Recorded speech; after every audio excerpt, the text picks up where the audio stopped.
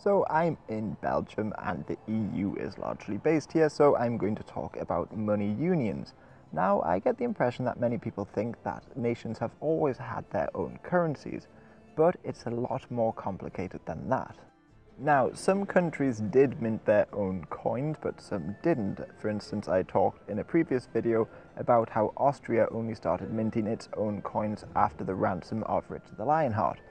But by and large, coins were based on a set amount of gold and silver, and this was pretty much standard.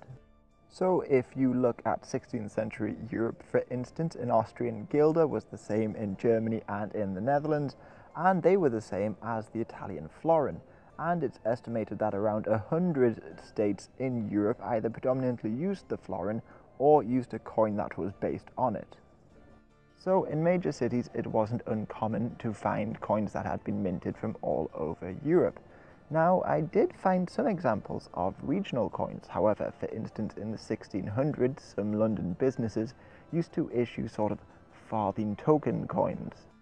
Now, these were of course unauthorized and only circulated locally, but because they could never be converted up, this meant that the different classes seem to have had a different currency, whereas different nations seem to have used the same one. Now, in the early modern period, I can only find one nation that tried to stop foreign currency coming in, and that was the Mughal Empire in India. But to show you just how widespread a currency could be at the time, you should look at the Spanish dollar. Now, this was used at the height of the Spanish Empire, so could be found in the Philippines, Hong Kong, in fact all over Asia, the Americas and Europe, and became the basis of many currencies that are still in use today, like the Chinese yuan, the American dollar, the Mexican peso, and much, much more. So national currencies only really developed in the 19th century when England stabilized its economy through the Great Recoinage in 1816, and then through a number of other reforms they granted the issuing of paper currency to the Bank of England, backed by the gold standard.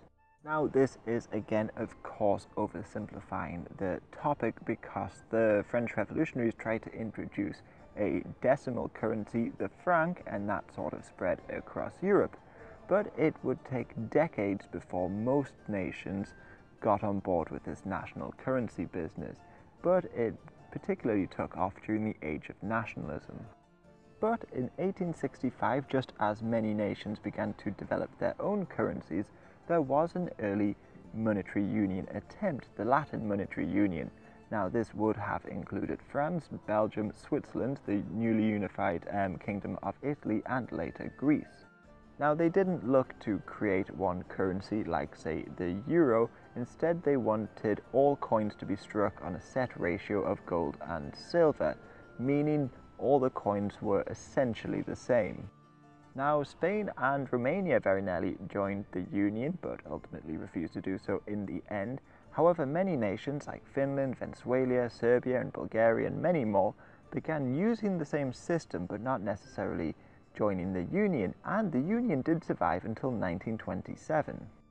But the Greeks began reducing the amount of gold in their coins, and the French and Italians started to print more money to fund wars and building projects, that sort of thing.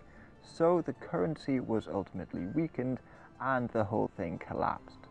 But at its height, it did inspire the Scandinavian countries to create their own monetary union, which survived from the 1870s until 1914. And this is why all the Scandinavian currencies sound very similar. They all translate to crown, and they all have very similar conversion rates.